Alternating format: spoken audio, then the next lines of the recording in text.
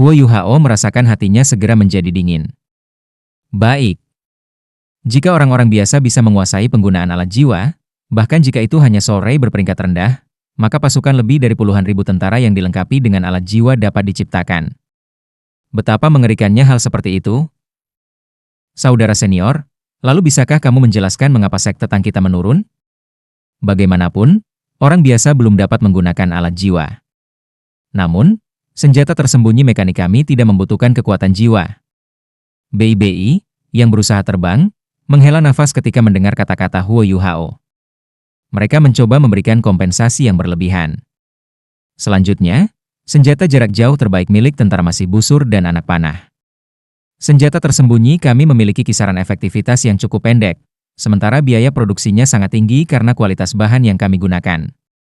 Dengan demikian, tentara secara alami tidak akan melengkapi dirinya dengan senjata kami. Di masa lalu, kami terutama menjual senjata tersembunyi kami ke sekte skala besar.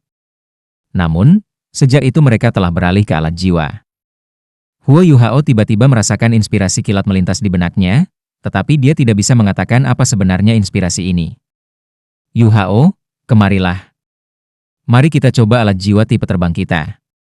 Prosesnya harus relatif lancar. Di sini, aku akan membantu kamu. Setelah dia selesai, Hichaito meraih lengan Huo Yuhao, lalu melepaskan dua sinar cahaya putih dari alat jiwa tipe terbang di punggungnya, yang mendorong keduanya ke udara. Perasaan kaki seseorang meninggalkan tanah agak mistis, namun juga menakutkan. Bagaimanapun, ini adalah pertama kalinya Huo Yuhao terbang. Ma Xiao Tao sudah mulai membantu Xiao Xiao terbang di sisi lain, meskipun dengan pekikan di pihak Xiao Xiao. Untuk menggunakan alat jiwa tipe terbang, seseorang pertama-tama harus mengumpulkan pikiran seseorang, kemudian perlu menyalurkan kekuatan jiwa mereka dari belakang mereka ke dalam formasi inti dari alat jiwa tipe terbang untuk menghasilkan kekuatan pendorong. Alat itu memiliki beberapa tombol di atasnya demi menyesuaikan lebar sayapnya. Namun, lebar sayap yang lebih besar tidak berarti sayap yang bisa terbang lebih cepat, yang ditentukan berdasarkan perubahan turbulensi seseorang. Selama pengguna mampu mempertahankan jumlah momentum ke depan yang tinggi, mereka tidak akan jatuh. Karena Huo Yuhao adalah seorang insinyur jiwa, mengendalikan alat jiwa seperti itu tidak menimbulkan tantangan baginya. Saat ini, yang perlu dia lakukan adalah belajar bagaimana mengendalikan keseimbangannya. Namun, dia tidak bisa benar-benar tenang saat ini. Dia saat ini terganggu oleh suara-suara takjub dari Skydream Iceworm dan Ice Jet Empress Scorpion, yang saat ini terlibat dalam percakapan dalam pikirannya. Manusia sebenarnya memiliki sesuatu seperti ini. Bukankah ini setara dengan hanya mengenakan satu set sayap? Permaisuri Es bertanya, heran. Skydream Iceworm menjawab, alasan mengapa manusia, bukan makhluk buas seperti kamu dan aku, yang memerintah benua ini, terutama disebabkan oleh perbedaan dalam kreativitas kita. Ketika aku berada di hutan Great Star Dou, aku melihat alat jiwa yang lebih kuat. Senjata-senjata itu benar-benar menakutkan, bahkan 100.000 tahun jiwa binatang tidak berani menerimanya secara langsung. Permaisuri Es berkata dengan suara yang agak sepi, kehidupan manusia benar-benar jauh lebih berwarna daripada kehidupan jiwa binatang. Aku telah hidup selama hampir 400.000 tahun, namun aku hanya memiliki es dan salju di ingatan aku. Skydream Iceworm buru-buru menghiburnya. Tidak ada yang berbeda sekarang? Bukankah ini bukti bahwa kamu telah membuat keputusan yang tepat? Kita pasti akan melihat hal-hal yang lebih menarik saat kita menyaksikan Yuhao kecil tumbuh. Sayangnya, kita tidak bisa begitu saja merusaknya. Jika kita bisa, aku akan mempertimbangkan membuatnya lebih kuat lebih cepat. The Ice Empress menghela nafas. Kurasa ini bagus. Hanya saja, aku tidak yakin bagaimana nasib permaisuri salju. Situasinya tidak jauh berbeda dari yang sebelumnya. Sebenarnya, dia mungkin berada dalam posisi yang bahkan lebih berbahaya daripada aku. Aku takut dia tidak akan bisa melewati kemacetan berikutnya. Skydream Iceworm menjawab, mengapa kita tidak kembali dan mengambil Snow Empress juga? Jika kamu mencoba untuk mati, jangan bawa aku, The Ice Empress dengan sedih berkata. Jangan katakan padaku bahwa kamu pikir kamu bisa membujuknya. Pada saat itu, jika bukan karena fakta bahwa kamu telah menjebak aku dan mengancam keberadaan aku, apakah kamu berpikir bahwa aku akan memilih rute pasif semacam ini yang tidak dapat aku kendalikan? Permaisuri salju dapat mengendalikan keinginannya bahkan lebih daripada yang aku bisa. Selain itu, dia adalah penguasa sejati dari Extreme North. Tidak mungkin untuk kesediaannya dalam keadaan seperti ini, di mana dia terikat dengan manusia. Skydream Iceworm tertawa nakal. Itu tidak sepenuhnya mustahil. Jika dia jatuh cinta kepada aku, dia mungkin mempertaruhkan segalanya untuk bersama aku. Apakah kamu tidak malu? Jangan salahkan aku karena tidak memberitahu kamu ini. Ketika Titan Raja Iblis Salju mencoba mengajak permaisuri salju keluar, tahukah kamu apa yang terjadi? Semua tulang di tubuhnya, termasuk tengkoraknya, dihancurkan olehnya. Butuh lebih dari 1000 tahun untuk memulihkan kekuatannya. Dan itu hanya karena Ratu Salju memutuskan untuk meninggalkan jejak hidupnya karena gumpalan garis keturunan Ice yang dimilikinya. Jika kamu ingin dihancurkan menjadi 1 galon jus oleh Snow Empress, kamu sebaiknya pergi jauh dari tempat ini terlebih dahulu. Aku hanya bercanda, hanya bercanda. Satu-satunya orang yang aku cinta adalah kamu. Siapa yang peduli dengan Snow Empress? Dia hanya beberapa awan yang sekilas, beberapa awan yang sekilas. Skydream Iceworm berkata dengan nada yang sangat tegas. Permaisuri es mendengus dingin. Jauhkan kekuatan spiritual jahatmu dariku. Permaisuri salju dapat mengalami metamorfosis dengan memanfaatkan keterampilan bawaannya, dan dia sudah berhasil menembus berbagai malapetaka. Jika aku tidak salah, dia seharusnya tidak jauh dari bencana ke-7 sekarang. Aku harap dia berhasil. Sementara mereka berbicara, Huo Yuhao sudah mulai mengendalikan alat jiwa tipe terbangnya.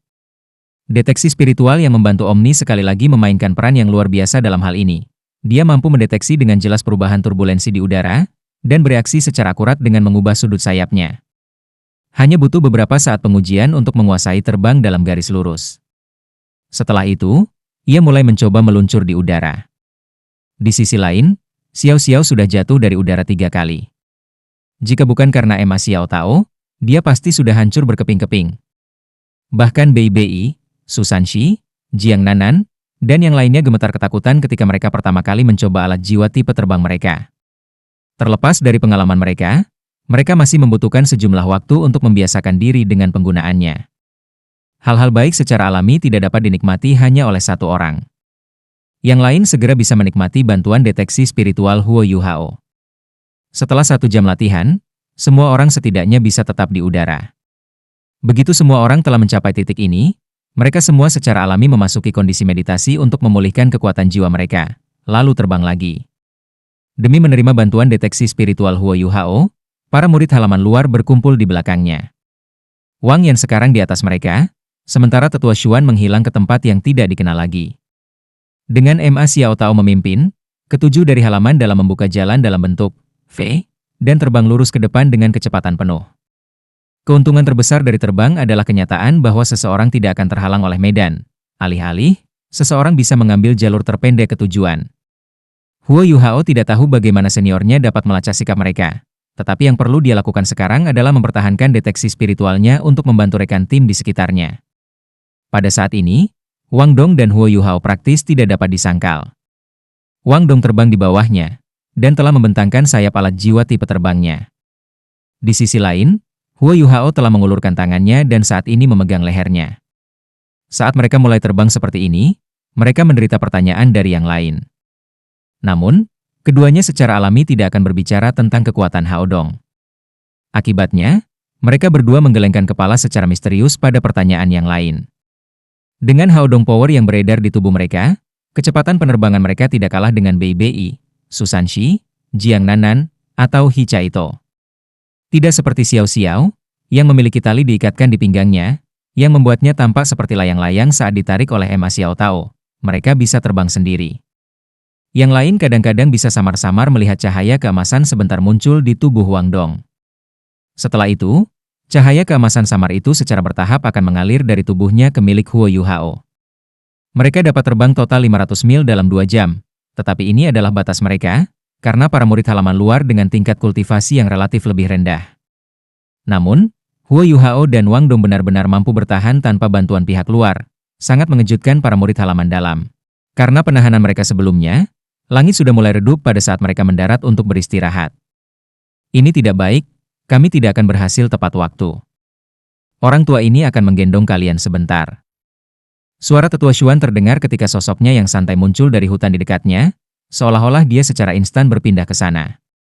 Namun, sebelum kita berangkat, aku agak lapar. Kalian harus tahu apa yang harus dilakukan. Tetua Xuan berjalan ke Huo Yuhao dengan senyum di wajahnya, lalu menepuk pundaknya dengan tatapan yang agak membesarkan hati. Kali ini, mereka tidak membutuhkan Tetua Xuan untuk membaginya. Semua orang segera mengambil posisi mereka, sementara si juru masak, Huo Yuhao, harus memasuki pusat perhatian lagi sebelum dia bahkan memiliki kesempatan untuk memulihkan kekuatan jiwanya. Selain Hao Dong Power, alasan besar bahwa ia dan Wang Dong bisa bertahan selama 2 jam adalah karena tulang lengan kiri cahaya emas yang terakhir. Jika bukan karena fakta bahwa mereka dapat terus memulihkan kekuatan jiwa mereka sepanjang perjalanan, mereka pasti sudah kelelahan. Mereka tidak dapat menemukan ikan untuk makan malam, tetapi bau permainan liar tidak bisa lebih mudah bagi mereka untuk dilacak. Dikombinasikan dengan beberapa buah gunung dan rebung, mereka sekali lagi menikmati makanan mewah lainnya. Para murid halaman dalam sangat senang bahwa mereka memuji Huo Yuhao tanpa henti. Dengan hadirnya Huo Yuhao, bisa dibilang mereka sedang berlibur. Butuh 2 jam bagi mereka untuk menyelesaikan makan malam, dan juga butuh waktu cukup lama bagi semua orang untuk memulihkan kekuatan jiwa mereka sesudahnya. Langit sudah menjadi gelap pada saat semua orang telah pulih sepenuhnya. Untungnya, bintang-bintang menerangi langit malam, sehingga penglihatan mereka tidak terhalang. Huo Yuhao adalah orang yang paling tidak terpengaruh oleh kegelapan. Dengan ketajaman visual yang diberikan oleh mata rohnya, tidak ada banyak perbedaan antara malam hari dan siang hari baginya. Ini, kencangkan ini ke pinggang kamu.